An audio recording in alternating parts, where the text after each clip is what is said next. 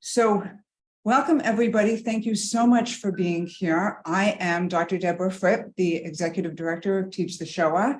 And this is Sharing Their Stories, a special LGBTQ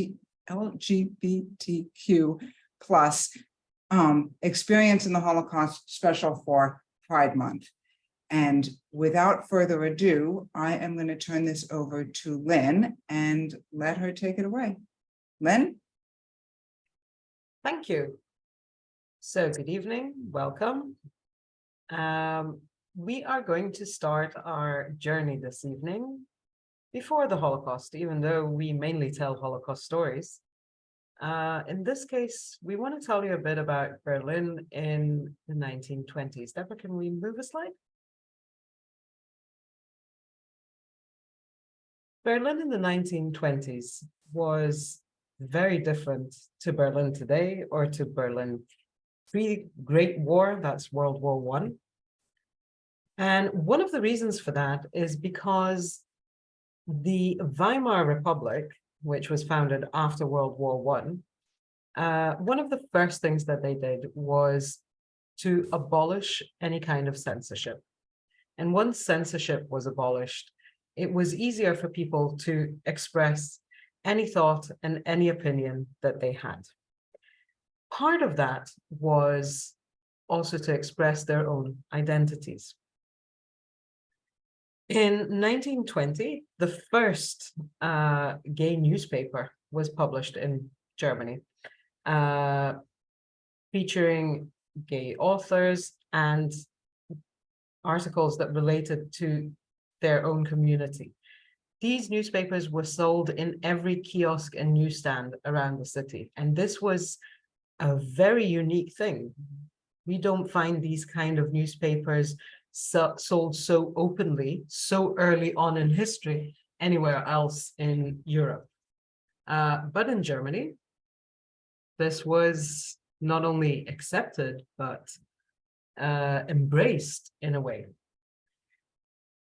But I want to take one step earlier to these newspapers. And in 1919, a young man by the name of Magnus Hirschfeld starts and establishes a new institute in Germany, the Institute for Research of Sexual Sciences. Part of his research was dedicated to homosexuality, lesbians, and what they called at the time cross-dressers and cross-sexuality. This institute was an instant hit in Germany. And the reason for that was because, again, I mean, there's no censorship, so kind of everything goes. But this was the first time that sexuality was looked at in a kind of scientific way. So this institute had obviously lecture rooms and all sorts of laboratories, but also a cinema and a small stage. And they had all sorts of exhibitions from different kind of artists.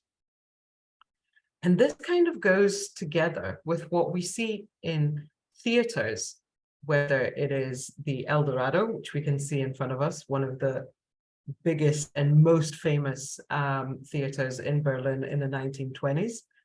The building still exists today, I should say.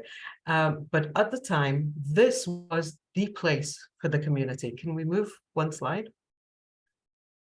And in the El Dorado, we find men, women, cross-dressers, cross-sexualities, everything went. We had plays, we had game nights, social life.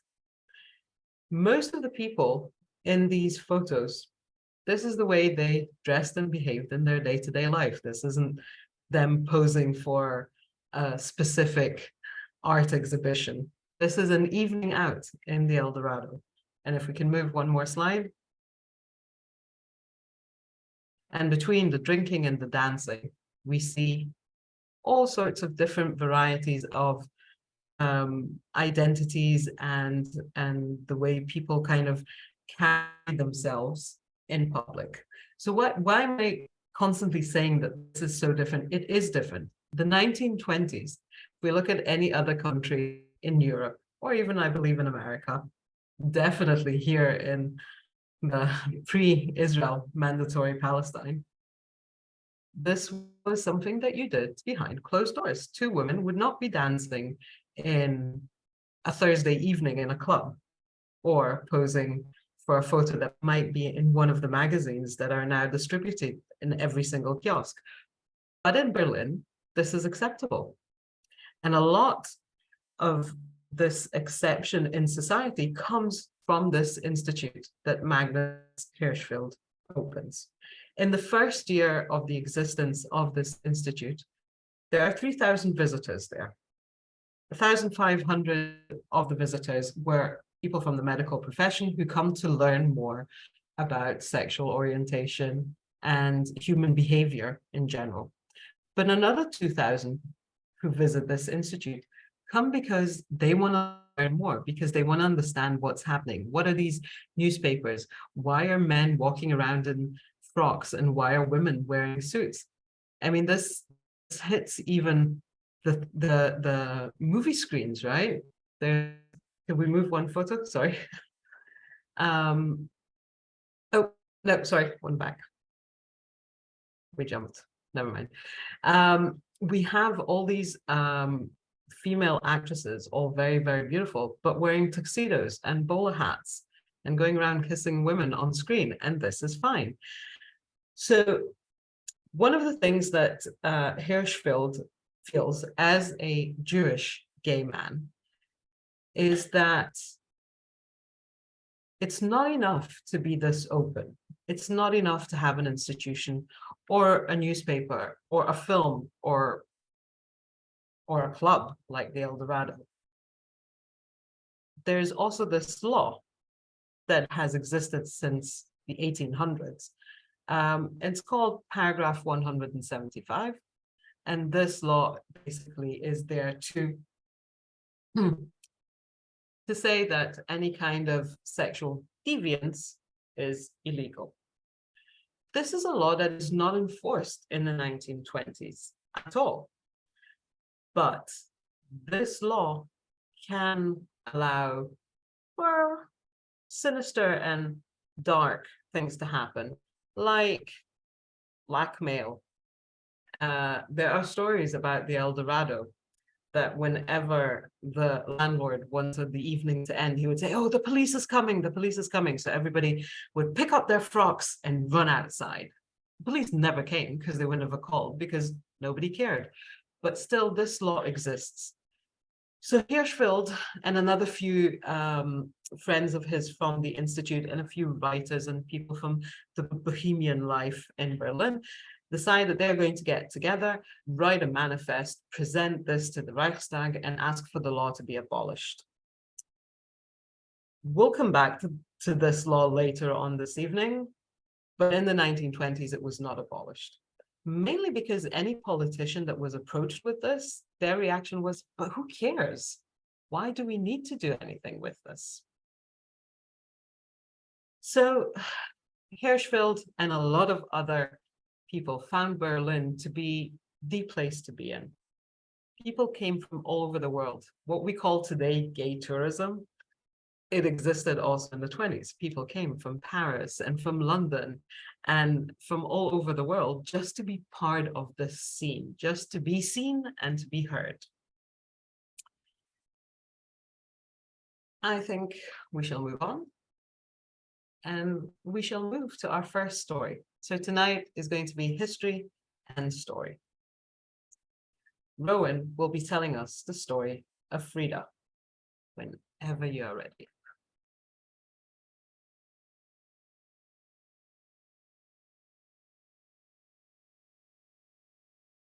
John Falcon knocks on the door, gun in his hand.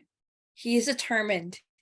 He will marry Frida Belfonte or die trying.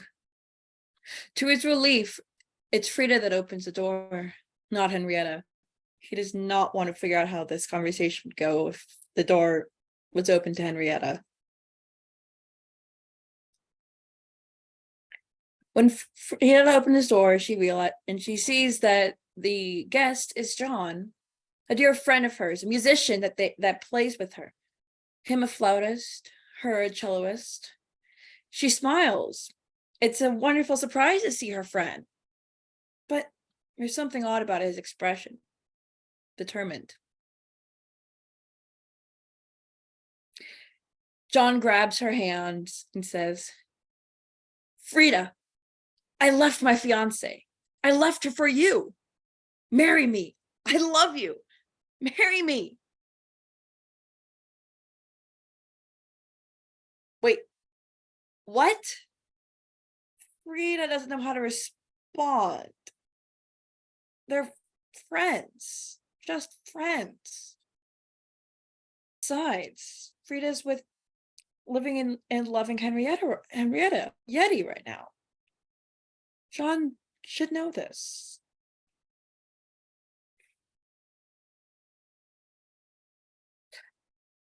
John's like just thinking Frida's confused, says, and repeats himself with,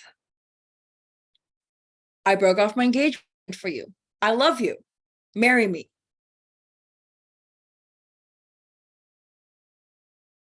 Frida again doesn't know how to respond. She loves and lives with Yeti. Maybe if she explains this to him, to John, he'll leave, he'll drop this.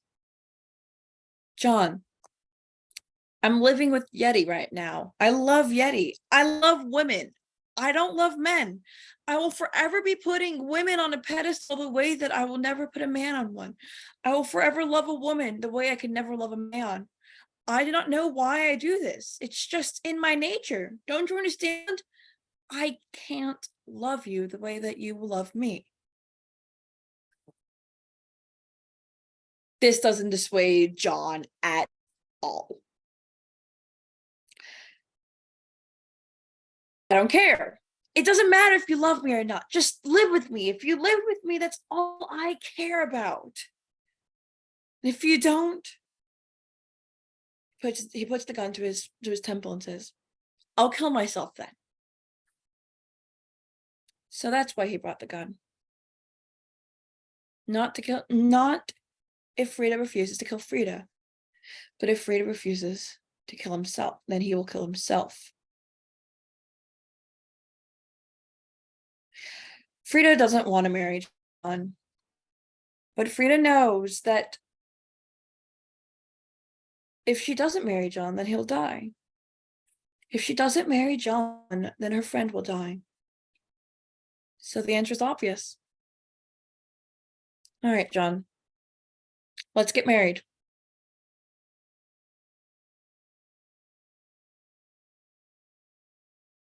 Frida and Yeti are sitting down at the kitchen table. Frida realizes she needs to tell Yeti. Yeti, there's something I need to tell you. I got married. I'm moving out to live with John. Yeti doesn't say anything. Except, I'll see you at breakfast.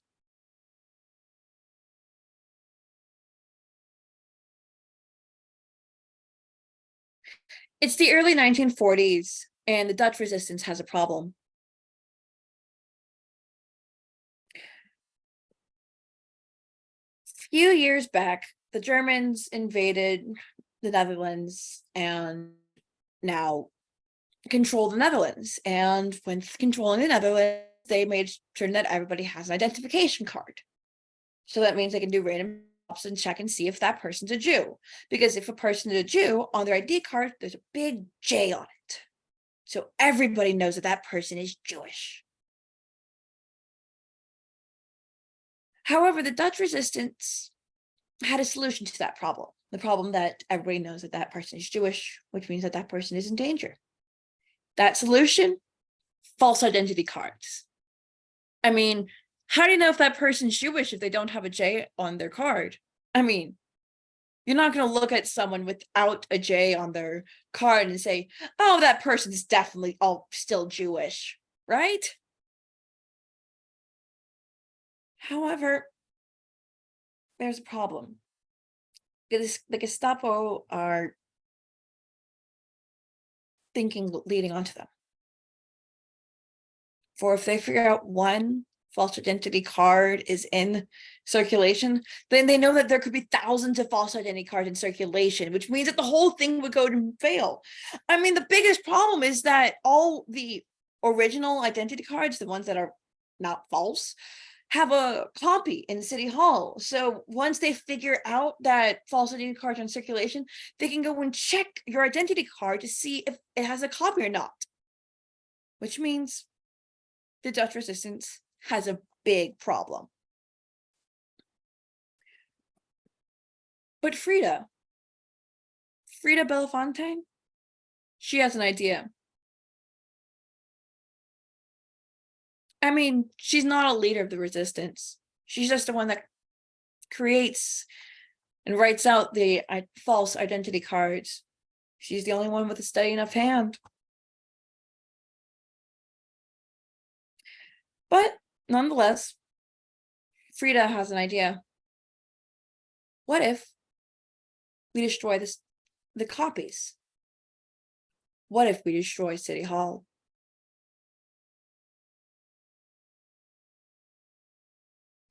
A young woman waits and watches as everybody else walks by, walking by as if there's nothing wrong, as if there's no care in the world. However, that young woman, she knows something's wrong. For that woman's Frida. Frida knows something's wrong because Rudy, another person in resistance, Rudy's late. And it's not good when someone's late. For if someone's late, then that means they know. Means that person is compromised. Means that the resistance is compromised. But Frida looks at the clock and thinks, he still has another minute. Last week, Rudy gave the news that this bombing was successful. City Hall was destroyed. Thousands of copies of identity cards were destroyed, which means the false identity cards are safe. It's official. Rudy's late. And when Rudy's late, they know. That means that Rudy's been compromised, which means that the resistance has been compromised, which means that Frida has been compromised. For now, all that Frida can do is hide. Frida needs to run. However, where can Frida run to? For if Rudy's compromised and the resistance is compromised and Frida's compromised, that means her home is compromised. Frida can't go home, but Frida can't be Frida. What can Frida do? How can Frida hide? She can become a man.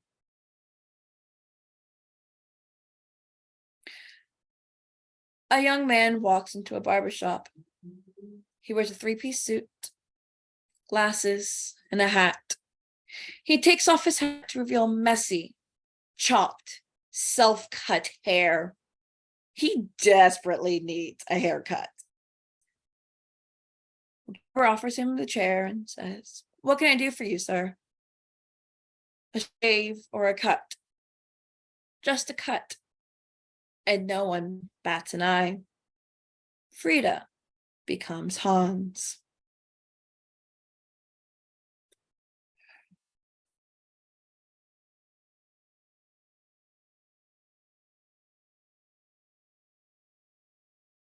Thank you so much. And let's have a quick look at Hans and Frida, or Frida and Hans.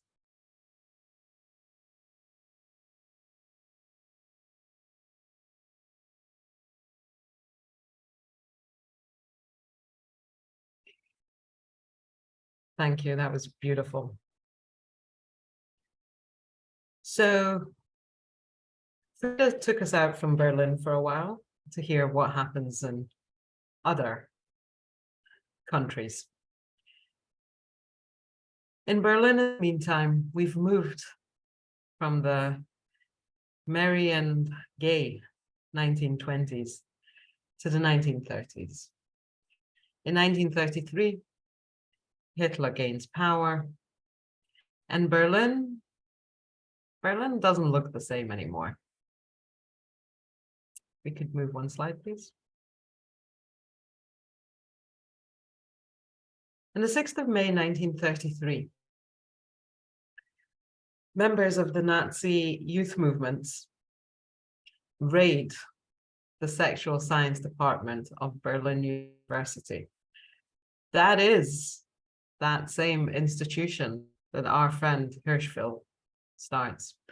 They raid the place, ransack it, as we can see this in this photo, and collect every single research paper they can get their hands on, and every single photo and every single piece of art that is in the institution. Some of them were burned on the spot, and some were collected and put away into the back of massive lorries, waiting for a few days, because in a few days we will have the night of the burning books on the 10th of May. And this is the kind of things that were burned. The burning of books and the burning of the material from the Sexual Science Institute. This is burning of ideas and of thoughts. While the institution is ransacked, Hirschfeld himself, he's giving a world tour talking about how life in Berlin was the safe haven for any kind of sexual orientation. When he hears what happens to his institution, he realizes that he can no longer go home. I mean, it's bad enough he's Jewish and gay, very openly. Berlin is no longer home. He moves to France, to Nice, and that's where he stays till the end of his days, which unfortunately weren't that long after. Hirschfeld passes in 1935. He was only 67, young man. But his art, his work, his research, a lot of it has stayed, was smuggled out of the institution, and we have all this evidence today, which is how I can even tell you about this incredible man. Can we move one slide? But this doesn't just hit books, it hits everything. It hits the theaters, it hits the movie screens, all the magazines and newspapers are shut, and the El Dorado, that is taken over by the Nazi Party. And instead of having amazing posters telling us about the next, what we call today drag shows, and then they just called it the shows, or any other kind of performance, we have swastikas and one Reich, one leader, one Führer. And the place is guarded. God forbid somebody should try and break in. God forbid somebody should try and do something that doesn't match the Nazi Party. Another thing that happens in Nazi Germany is laws. The Nazis are very big on laws. They start already in 1933. And by 1935, that same paragraph 175, that in Weimar, Berlin, nobody really cared about, it just existed as a law. The Nazis decide that this law is, it goes too easy on these, predators, and this has to be harshened, and they do.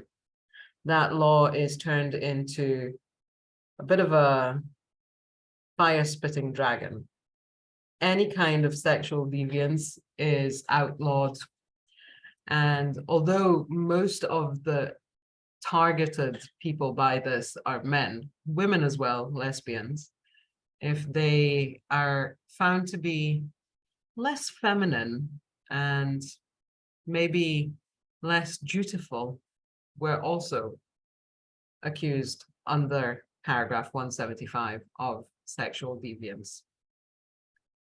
Of course, Hitler, in one of his speeches, says that the whole justice system should have done this years ago, because people like that Jewish swine Hirschfeld, they are the reason why German youth is being corrupted, why people in general are corrupted with their, openness and filth. So when he gets the chance, he changes the law. He doesn't change the name of the law, he just makes it worse. Everything in Germany becomes more difficult. It becomes more difficult for the Jews, it becomes more difficult for gays, for lesbians, cross-dressers. We don't see much of that after the rise of the Nazis. Can we move one slide, please?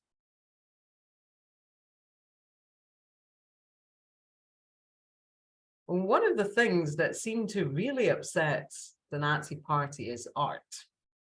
Degenerate art, like the one that we see in front of us, which seems to portray a bit of a lesbian vibe. So in 1937, Goebbels, who was the minister of propaganda in the Nazi Party, decides that he's going to hold this massive exhibition that he calls the Degenerate Art Exhibition. And it's basically to showcase how terrible this is. So most of the art pieces had the most horrific slogans written across on the walls around them. And then when you move through the galleries, you then come to the proper approved German art, which was very prim and proper and definitely not sexual in any way like this painting. So life in Berlin, which used to be a safe haven, has become life in Berlin of Nazi Germany. Less art, less movies. Everything has to be approved by the party. Everything is for the party, and everything is for the Führer. Next slide, please.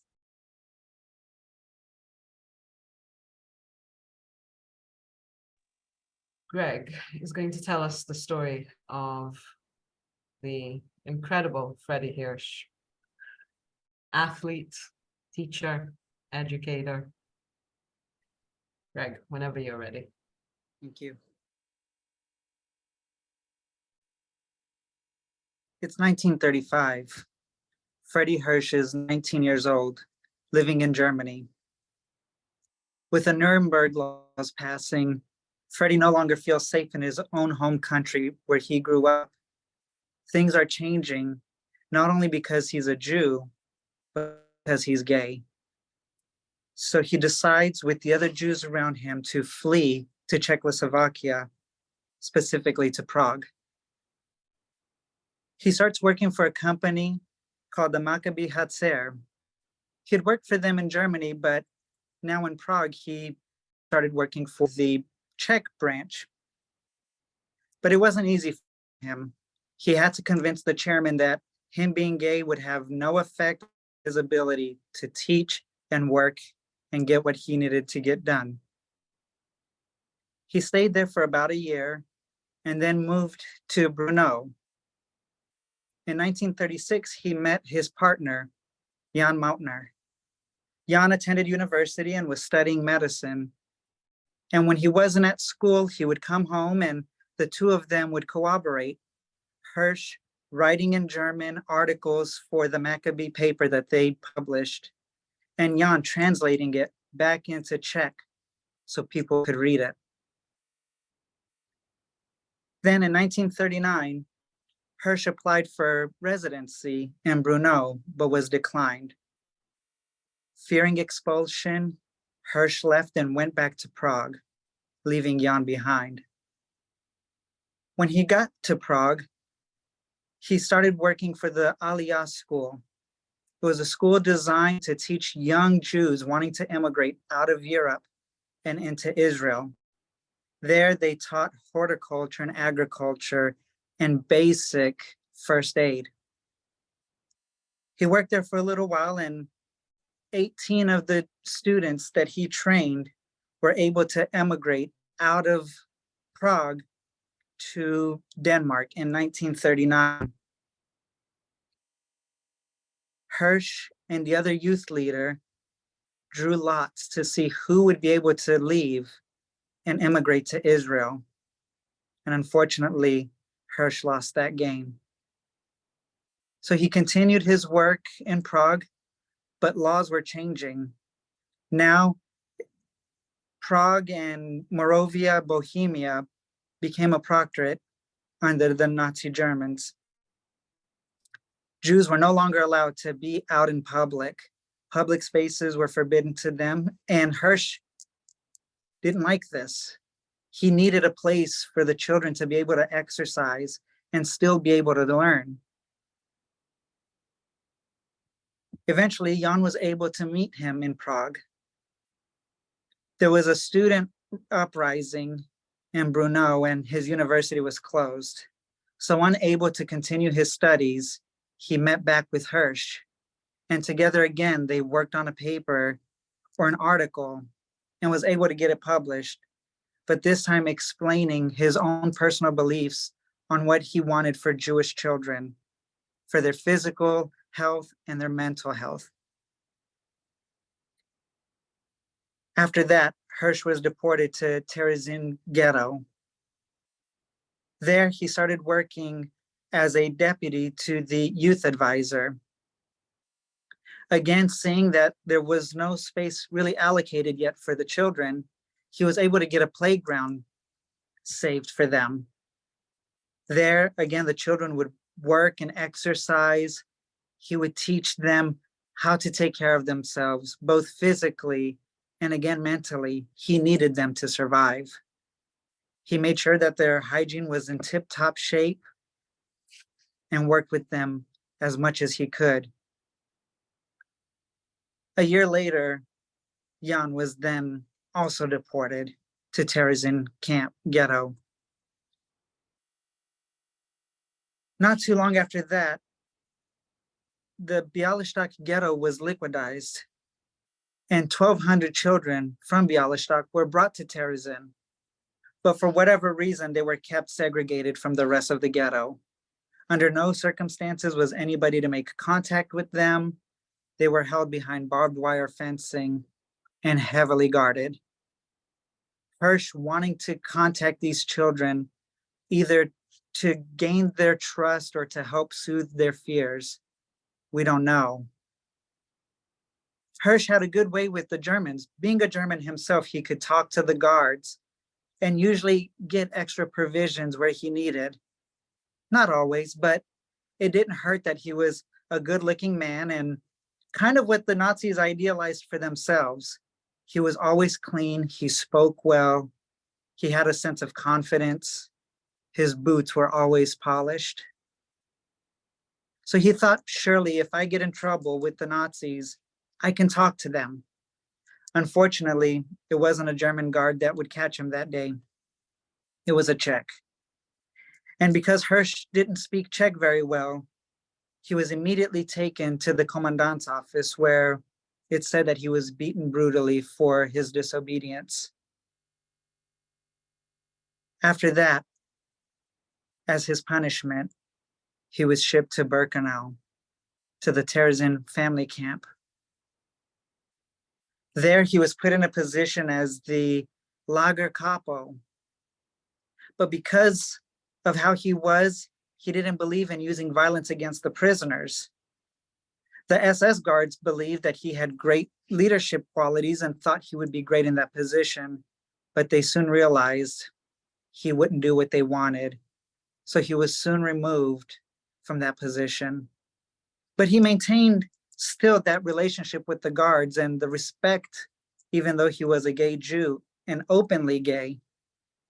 They still allowed him to work with the children at that camp.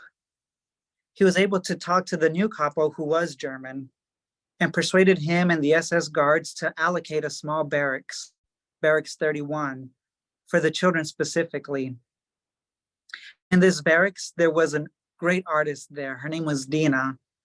and she painted on the walls different Disney characters and folkloric images and flowers, anything to make it comfortable. At the family camp, children spent most of their days there with Hirsch and the other leaders.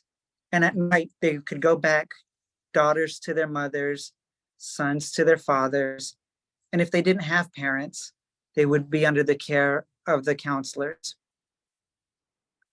Well, Hirsch, again, keeping his discipline, made sure that the children every day were clean. He also was able to talk to the Germans and convince them to do their roll calls inside the barracks so the children wouldn't be exposed to the harsh elements. He would walk by and inspect the children and have little competitions of hygiene. He would check their hair to make sure there was no lice. Their nails were clean. That winter, the pipes had frozen. So Hirsch instructed the children to go out with him. He took them behind the barracks and instructed them to take off their tops. With a cloth and a handful of snow, they would rub the snow on their skin and use the cloth to wipe the grime of the ghetto away. Hirsch was able to protect the children as much as he could. And in fact, he had the lowest mortality rate of children under his care. While they were there, they would learn things. Hirsch had pulled some of the other adults that came with him from Terezin and convinced them to help teach children history, geography, phrases in German. They also practiced singing and theater. And he would use that to his advantage to put on shows for the SS guards. His barracks was then used as an example of what was expected at the family camp. Other guards were brought in to inspect it. The children really appreciated and probably looked up to him as a hero for protecting them. He made sure none of the adults would ever discuss any of the horrors happening around that they heard. Nothing of gas chambers or murders. He wanted them to have as much of a normal life to keep them as healthy and as happy as possible, hoping it would ensure their ability to survive whatever came and hopefully make it to Israel. For his 28th birthday, the children threw him a surprise birthday party. Unfortunately, that was his last.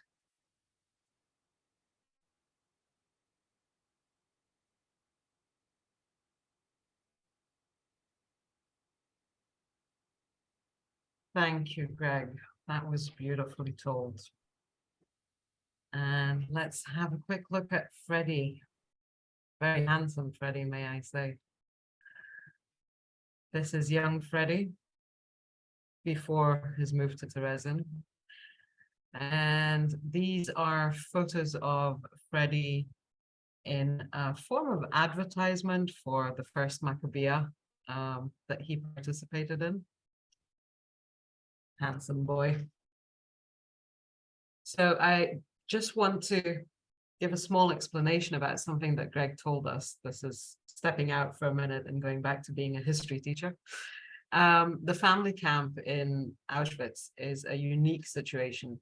This was a sample camp. Every 6 months, there was a deportation from the Terezin ghetto into the family camp. The people who entered there did not go through the same process as we are normally used to seeing in Auschwitz complex. So there was no shaving of the heads, there was no changing into the striped pajamas.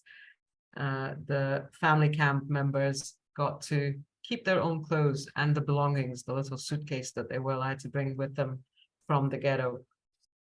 But not all is as good and as bright as it seems. The family camp members have an expiration date of 6 months. Every 6 months, whoever was in that family barrack was usually sent to the gas chambers, and then there was a new transport of people into that family camp. The reason for this is because the commanders in Auschwitz knew that at some point there will be a visit by the Red Cross, and they wanted to show how good the Jews are treated in this labor camp, Auschwitz. So this family camp was supposed to be the showcase. And every 6 months when, staying in a camp, even if they did have a bit more provisions than in the other sections of Auschwitz, it still takes its toll on the inhabitants. So you have to keep replacing people that are there. And unfortunately, Freddie did not survive the expiration dates. But thank you, Greg. And Greg's story of Freddie has taken us into a new chapter in the both Jewish life, but also the LGBTQ plus lives during the Holocaust. And to explain this next photo that we're looking at, we are going to hear a very short dialogue taken from the play Bent, which is a play about two gay Jewish men meet in a camp. Deborah, over to you. Horst, it's not very sociable in these barracks, is it? Max, how'd you get the pink? I signed a petition. And that was it. What kind of petition? For Magnus Hirschfeld. Oh yeah, I remember him. Berlin. He wanted to make queers legal. Right, I remember. Looked like he would too for a while. It was quite a movement. Then the Nazis came. Well, I was a nurse. They said a queer couldn't be a nurse. Suppose I had to touch a patient's penis, God forbid. They said rather than be a nurse, I should be a prisoner, a more suitable occupation. So that's how I got my pink triangle. How'd you get the yellow star? I'm Jewish. You're not Jewish. You're queer. Thank you, Deborah. So the Nazis were very big on marking. They did this before we have concentration camps, but in the concentration camps, there's a hierarchy of prisoners. The lowest in the hierarchy are the Jews, obviously, with their yellow star, which actually at that point, when they come to the camps, you hardly ever see stars on the striped pajamas. And we have the political prisoners, we have the communists, and we have the gay men and the lesbians, the very few of them that do end up in camps. They get marked by a pink triangle. Why pink? Because it's a bit feminine. But if you're Jewish and gay, you get a double whammy. You get a pink triangle that is on top of a yellow triangle, making a star. And what we have here is a uniform with a pink star. This is from USHMM. Original, it's showcased in glass, obviously, so nobody can touch the fabric that might disintegrate after 80 years. And what we have on the other side of the screen is the different systems of markings in different camps. Not all camps had the same kind of markings. All have numbers, but some had them on shirts, some had them on the trousers. The triangle might have been on the shirt or on the trousers, and so on. Why is this so important, the marking? This is part of the dehumanizing the people who end up in camps. And it doesn't matter now if they're Jews, if they're Sinti, if they're Roma, if they're gay, if they're Jehovah's Witnesses. They are no longer people, they're inmates. Therefore, they have a number and they are marked so that everybody around them knows exactly what they are.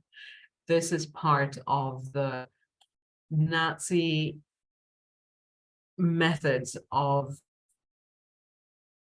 making people into not people, making them into a number or into a pink triangle. The pink triangle had become a symbol later on after the war, and we'll talk about that towards the end of our presentation. But it's very prominent even today, the use of this terminology. Let us move on. So there wasn't a lot of history in between because I want us to jump into another story, and a very powerful story.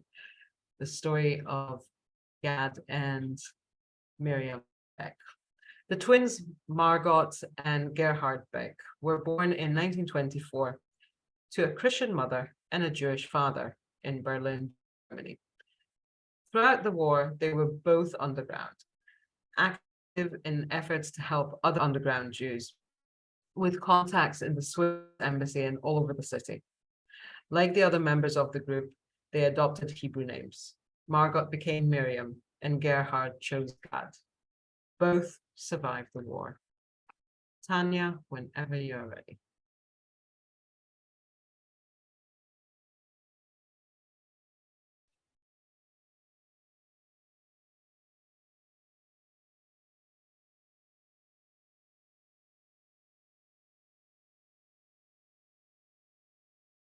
Don't pity me for weeping.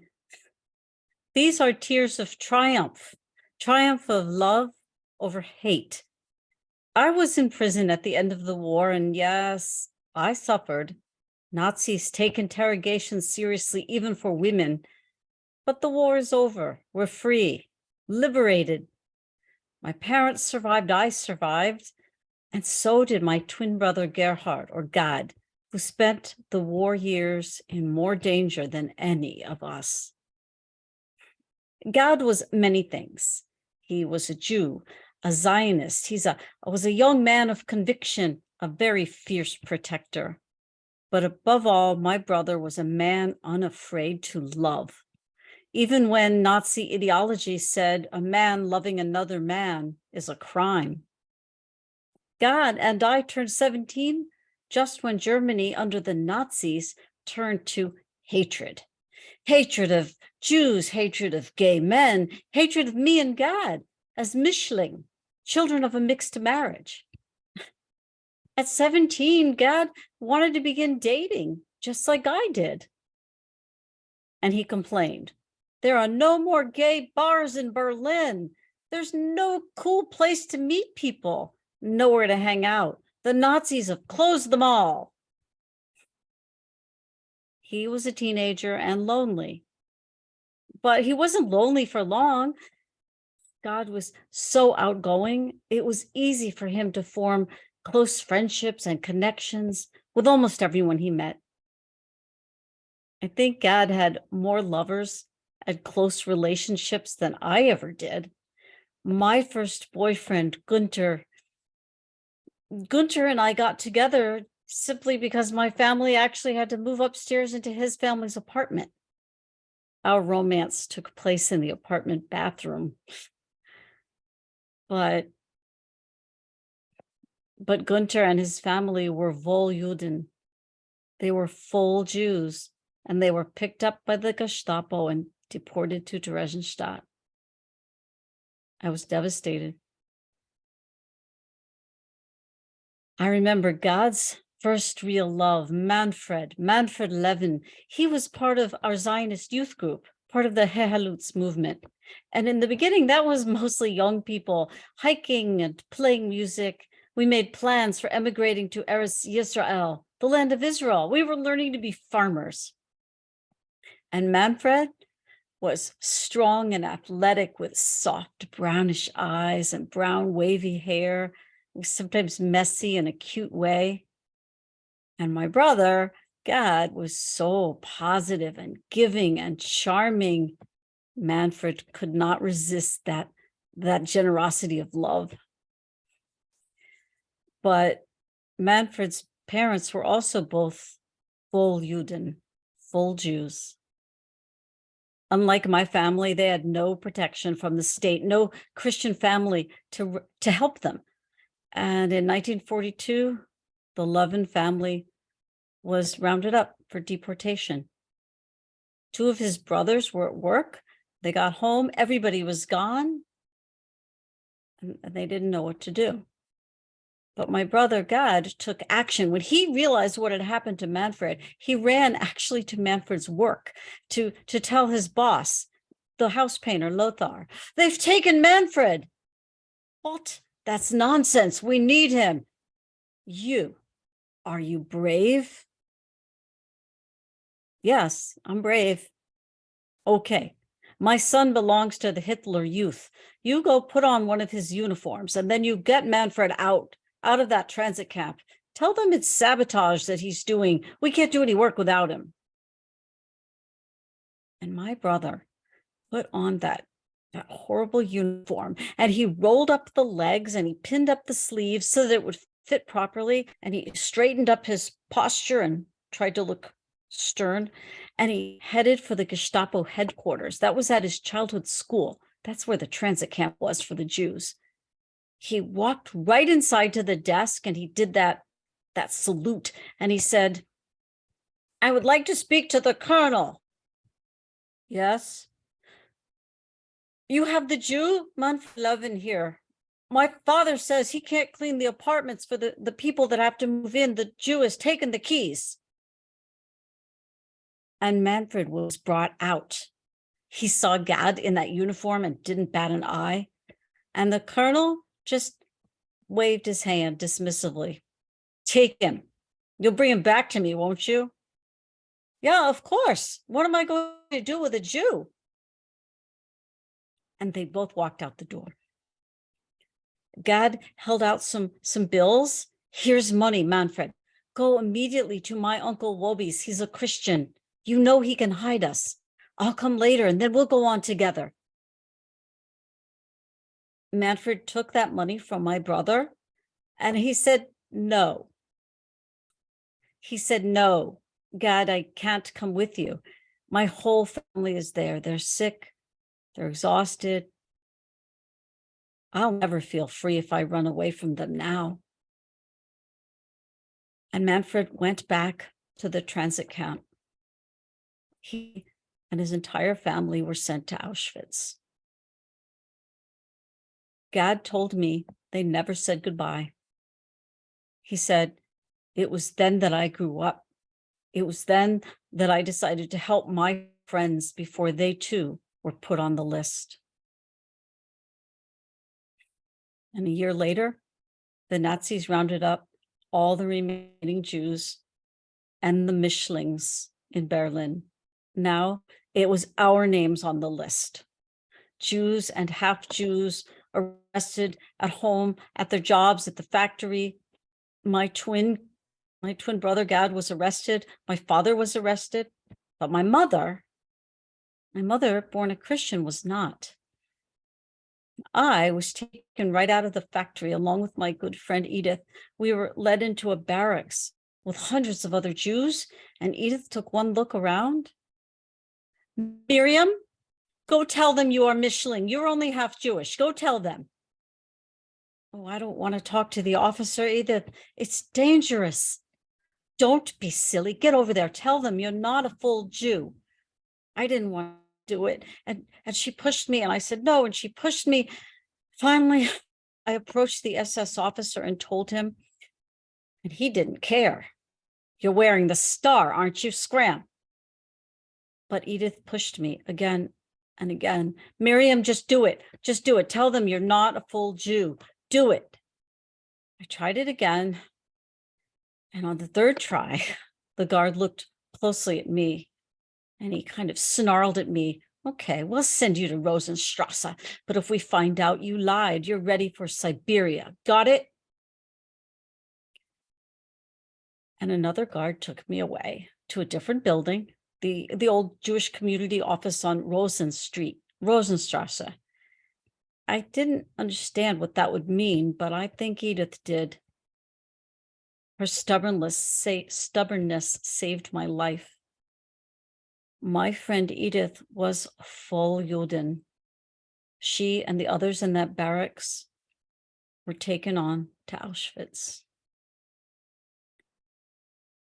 it was all Mischlings at Rosenstrasse. You see, Eichmann wanted to be sure that the non-Jewish relatives wouldn't suspect the fate awaiting us. So we had been separated from the rest of the captured Jews, and we were interned at Rosenstrasse. And the idea was, after a couple of days, we'd be sent on our way by train as if to a labor camp. No one would think anything of it. Who would care? But instead, the non-Jewish wives and mothers and sisters, my mother and her sisters, my aunties and my uncle, there were men there too. Hundreds of these people, mostly women, they went to the station on Rosenstrasse and stood there on the street to protest. This wasn't organized. Everyone just simply went there. Hundreds of people stood there in the middle of the city and shouted, "Give us back our husbands, give us back our wives, our children." Day after day, they returned. There was a bombing by the British in the middle of the week, and they still came back the next morning. A whole week passed. The politics of that, it was on the news in Germany. It was damning. And Goebbels himself ordered the prisoners released. All of us were freed. But now our youth group had a different focus. Transporting Jews to Israel, that was impossible. Bombings every day or two, SS roundups, desperation all around. Gad and I joined a more clandestine group, Flug Halutzi. My brother was one of the leaders. He was helping to coordinate and distribute aid delivered, coming by courier across the border from Switzerland. It was money, it was food, it was medication, it was news and everything that was crucial for more than 100 hidden Jews in the city. Our group was a lifeline for Jews like us who had gone underground, some with false papers, lucky ones with non-Jewish friends to hide them. There was no one else but us to help them. Money from Jewish organizations, from the United States, from all over the world, was going to Hehalutz. This is the larger worldwide group of the Zionist youth. It was to bring them to Israel. And now some of that money was going to us in Berlin, as we tried to keep the last Jews alive in a city full of SS soldiers determined to find them all. By 1945, almost no one could leave Berlin or any German territory. I myself tried to escape to Switzerland, but had to turn back to the border and go all the way back to Berlin. And then, one day, my mother came to where I was living and hiding. "Your brother and his friend Zvi were picked up by the snatchers, and they're in the prison at the Jewish hospital." "Oh, Mutti, Mother, what if they understand about Gad and Zvi and the others? They'll be betrayed." "Oh, be calm. Miriam, remember, the Nazis know I'm a Christian. I'll bring food to the prison. They'll give it to the boys, and I'll be able to see them. Your group will function without Gad." But only a few weeks later, the other members of the group were captured. And then I was. And then my mother was. We were tortured. They wanted information. Who are our contacts? Who are our members? Where are the locations of the hidden Jews? Thank God, Mother knew almost nothing. And I myself kept silent. They kept us in the prison, hoping we could talk. We would tell them. And suddenly it was over. The war was over so quickly that we never even moved.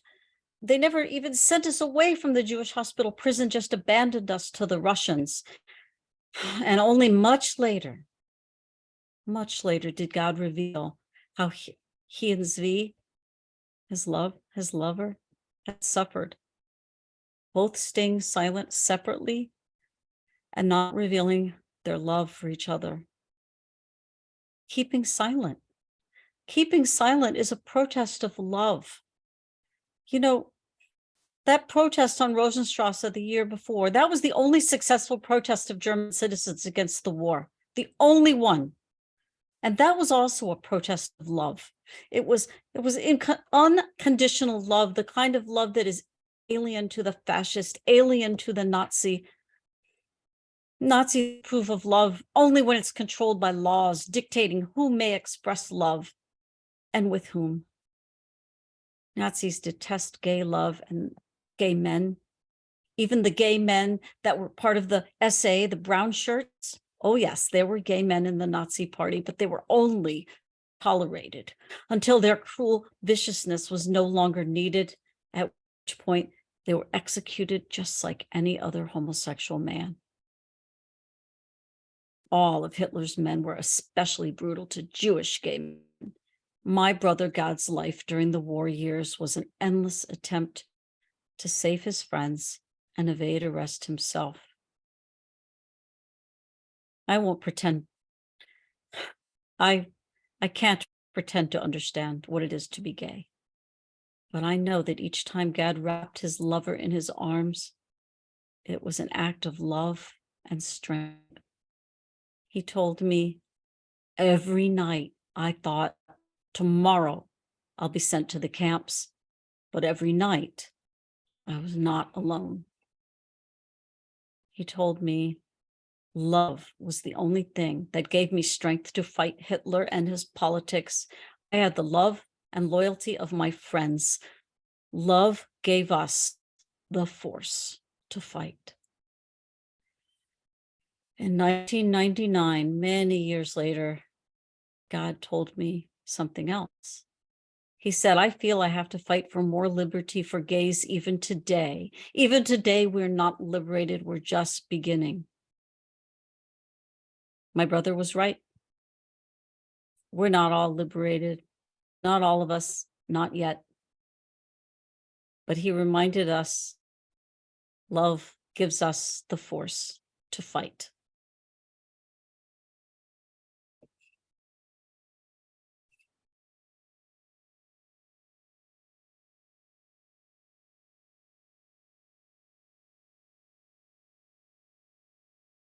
Thank you, Tanya. That was beautiful. And these are Gad and Miriam. Beautiful children, beautiful adults. We can go to the next slide.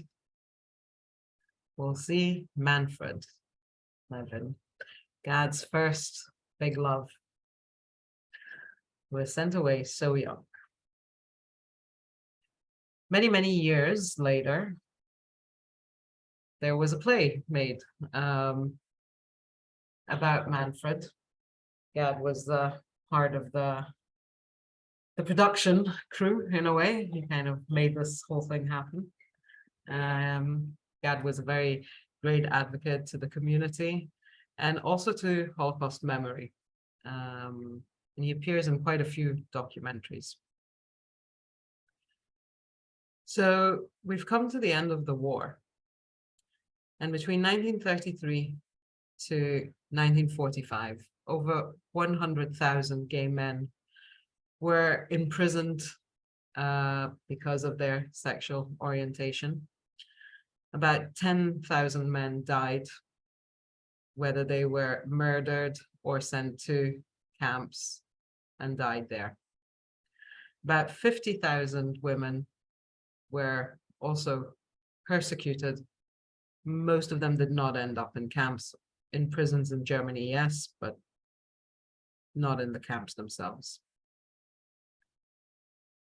And this brings us to the end of the war, but for the gay community in now split Berlin, between East Berlin, which is now part of Mother Russia, and West Berlin, paragraph 175, that same paragraph that the Nazis revised, that stays. And up until the late 1960s, in both sides of Germany, the people who were sent to prison during the Nazi era were still in prison because the law never changed. In the 1960s, there was a movement mainly in Western Germany, to abolish paragraph 175. But even though the law itself in 1969 was retrieved and people were released from jail, it actually was never erased from the law book. So in theory, people could still be persecuted for their sexual orientation. The interesting thing is, in Eastern Germany, the law was actually abolished the year before than the West. And there was no real persecution under the communist regime in Germany. I'm not talking about the greater communist regime. The law itself was taken off completely from the books only in 1994. This is well after the Iron Curtain was removed and Germany was reunited. But abolishing this law wasn't enough. People sat in prison for a long time. 10,000 people died. And there was a public outcry against the fact that the survivors from the community did not receive any kind of compensation. So the laws of compensation for the Jewish communities, for the Sinti and Roma, for all sorts of other people who were hurt, injured, and in general survived the Holocaust. Those laws were set already in the 1950s.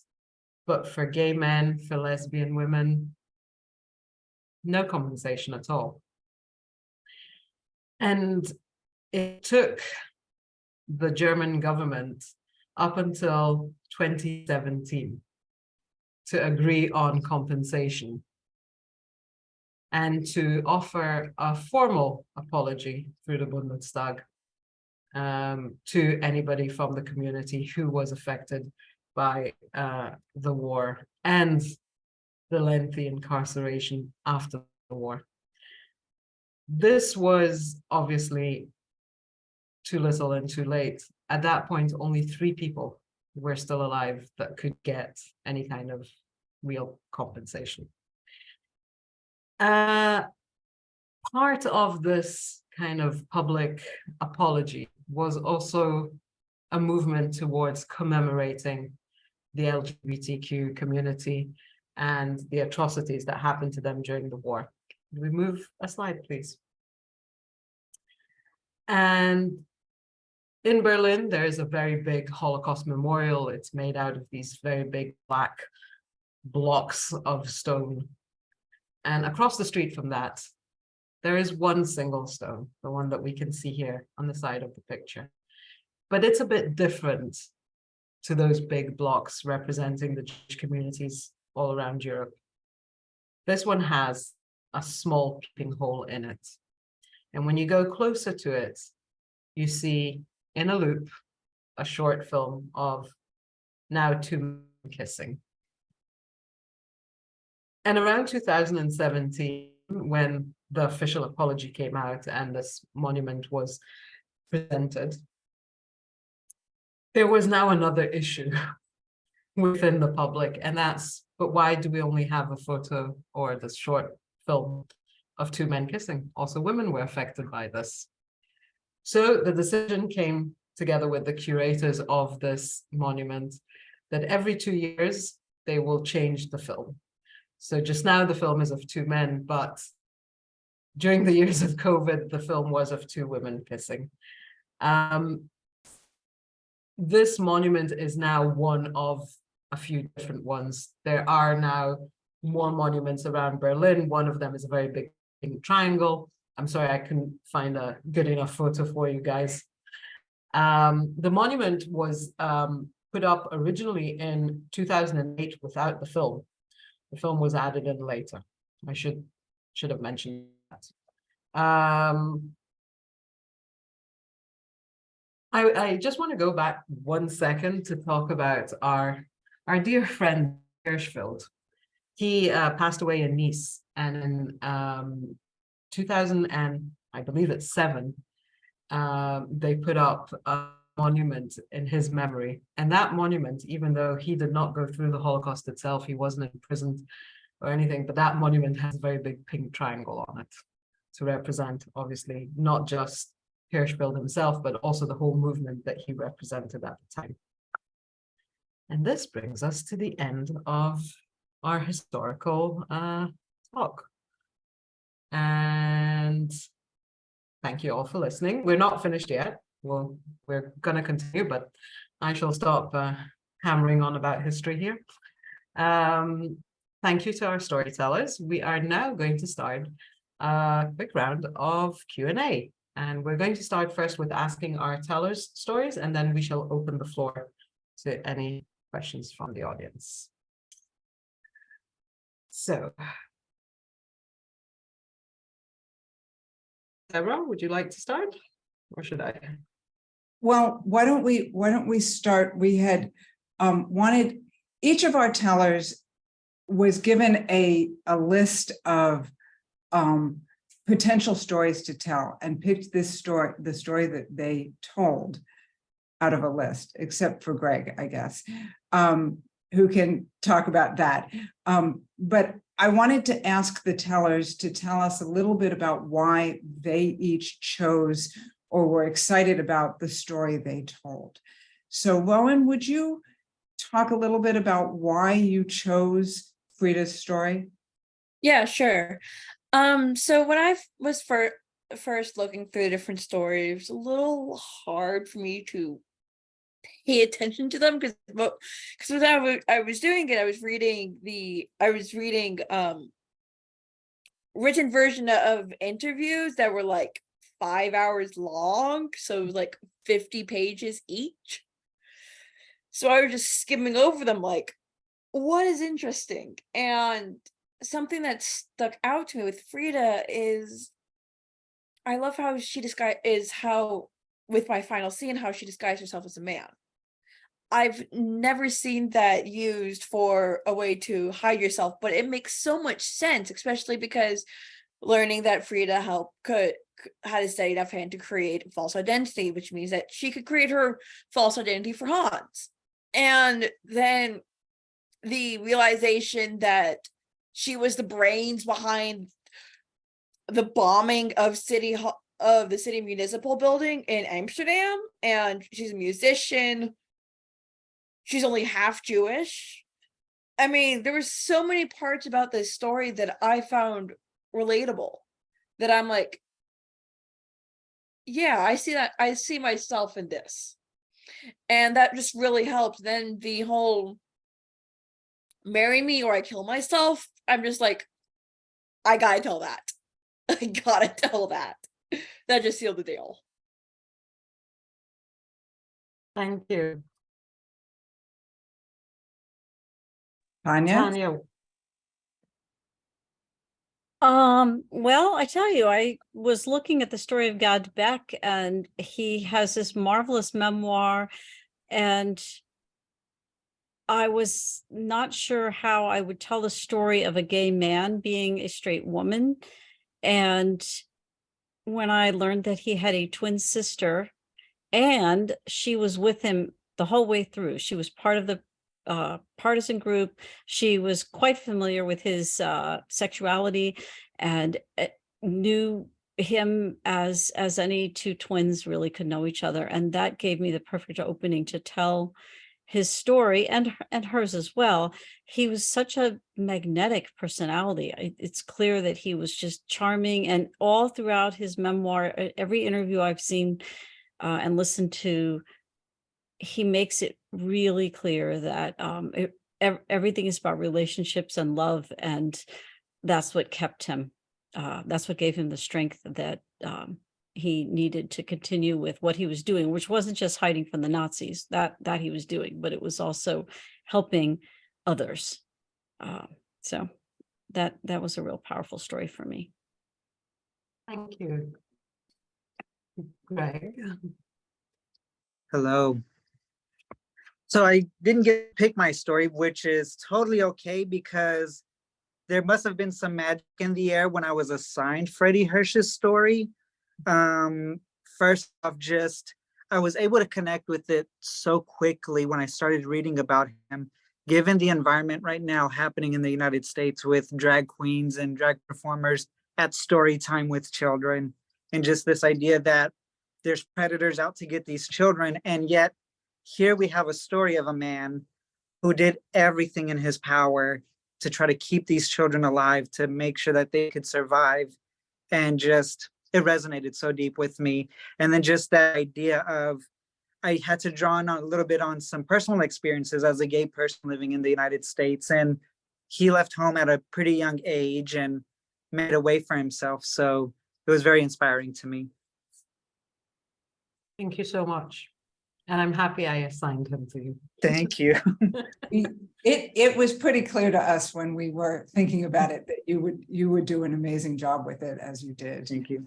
Which you really did. You all did.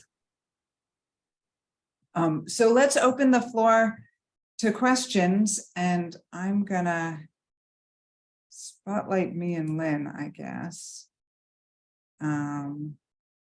Jill, go ahead. You need to unmute yourself. Okay, I got it. Okay, so one, I'm kind of curious as to, like, you know, where you found a lot of your material, especially like that video clip. I mean, certainly I'm surprised it really existed. And then this is just more like a comment, you know, just, I was just thinking as you were giving the history and what subsequently happened with the laws and stuff like that. And I'm just curious, or I was just thinking, like, what would have happened if the gay community hadn't been so open? If they, not that they didn't have a right, they certainly had a right to do so, but if they hadn't have been so open, if they hadn't created that institute, if all that research hadn't been done, like, would the Nazis have, you know, come down on that group of, you know, so harshly, you know, like, I mean, but, you know, who's to say? I mean, we can't redo history, but it's just, you know, it's just, you know, how things folded. I mean, you know, unfolded because of that, you know, maybe it would have been a very targeted community anyway. Was it more so because of how open they were? It's just, you know, just kind of thinking about how life is and how, you know, one thing happens sort of, you know, I don't know what I'm saying, but you know what I'm saying, how the Dutch. Yes, thank you, Jill. Lynn, you got some thoughts? So yes, the community would have been persecuted even if they weren't as open. The Nazis had this ideal thought of what a Nazi woman should be like, what a Nazi man should be like, or we shouldn't say Nazi women and men, we should say the Aryans, right? This kind of supreme being that they thought that they were. And, you know, the wife's job is to bear good Aryan children. Now, if she's gay, she can't do that. And if the man's gay, he won't do that. So they would have been persecuted whether they were as open in the 20s and whether they weren't, because it didn't fit the ideology. It didn't fit what they believed should be the right way of life. There may have been people who would have been able to hide better if they hadn't been so Right. open, but the Yes. community would definitely have been targeted. Alan, you looked like you had a question. But you're muted. The other button. Oh, good. My phone is all messed up. Sorry. Thank you very much. First, thanks to all for all your stories. I'd like to ask a question. I feel a little ignorant, but I wasn't completely putting together the story about, was it Frida, whose boyfriend or lover or male lover threatened to kill himself if she didn't marry him? Yes. Yeah, Okay. that was correct. Yeah, he in the first scene Well, he said, Yeah, no, I get, I just have, no, sorry. and she was also the one who dressed up as a man to evade detection. How did she get back with her male, the guy she was in love with, because she was able to dress like that? And what was the outcome of that? That was left Yeah. hanging, and Yeah, I'm sorry sorry about if I that. missed it somehow. But No, Rowan, it no, was a you great- didn't miss it, great but I story. left it hanging. Yeah, can I just, yeah, and can I say something else that, and my mother was from Nazi Germany and fled, but all these stories reminded me of how, and it's happening here in the United States too, how twisted people's lives become to do what they want, to hide their identities, they have to become so resourceful, think so outside the box, just to be able to, first of all, to live, but then also to do what they want. So, but Rowan, if you could, I would be fascinated to hear how that worked out. Thank you very, very much. Yeah, so amusingly enough, they by the time she was part of the resistance in the next main scene, they're already broken up. They already got divorced. They got married in 1931 through-ish. And they got divorced, and they were divorced, and they were only married for 6 years. She and the guy. Yeah, Okay. so Good. Frida never loved John. She only married John to save John's life, and she How manipulative of him, I swear. very much so. Yeah, And so they broke up 6 years after they got married. So by the time that she was part of the resistance, or she was she was as Hans, she was single. Okay. And John was her only ever male partner. He has never had a male partner since. And Frida survived the war, by after a while it got even dangerous for her to be Hans. So she literally walked from Amsterdam to Switzerland, where she survived the war in Switzerland. And sorry, where was Hans at that time? Where was her lover? I forget her name. John. Oh, What happened to Henrietta? John? So No, Henrietta. Yetta. No, where was Yetta? Yeti. So Yeti. Yeti's not after the I see you at breakfast. Yeti's not really talked about again. So I also have no idea what happened to Yeti. Wow. What about John? Okay, I have no idea. So she never got back together with Yeti? Probably not. Was Yeti maybe killed in the camp? Honestly, don't know with this one actually. That's very sad and tragic, a very sad and tragic part of the story, but thank you for closing the loop on that. Yep, sorry about that. I did not Okay. know how to put that into the story that made sense. It's a complicated story. Very. Yes. You did a great job. And I love the flag behind you, by the way. Oh no, what's that? That's Ukraine plus. No, it's not Ukraine. It's the pansexual pride flag. Okay. I'm sorry about that. I love the it angle. anyway. It's the angle. Yes. Okay, I'm sorry about that. Thank you so much. Anybody, any other questions? We have a couple more minutes and then we'll close out. Okay, so let's unspotlight us. And I'm gonna share my screen one more time to give you a couple of upcoming things. So in July, a couple of us are going to be at New Cage. So if you're at New Cage, and Mark Silk is here, he's going to be helping me with one of the presentations at New Cage. Thank you, Mark. We don't have specific dates for these presentations yet, but this is what we're going to be presenting. And then for Tisha B'Av, we're going to have a couple of programs. It's the same program in at two different times, on Thursday, July 20th and Monday, July 24th. about spiritual resistance, focusing on the Warsaw Ghetto. And then coming in August, we have a couple more, or we're presenting the classes that we did in May. Some of our students are here. It was an amazing class, both of them. So we're having another moving from testimony to story class at a US time, and storytelling for families of survivors at a time for Australia. US folks are welcome to join us, but it's going to be pretty early in the morning. So as always, we are Teach the Shoah. This is our contact information. You can support us at teachtheshoah.org/donate. You can find out more about us at teachtheshoah.org. And thank you so much for coming.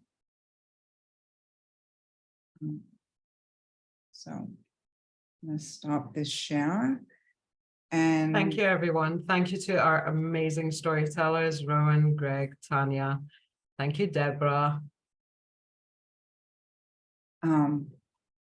Thank you and good night.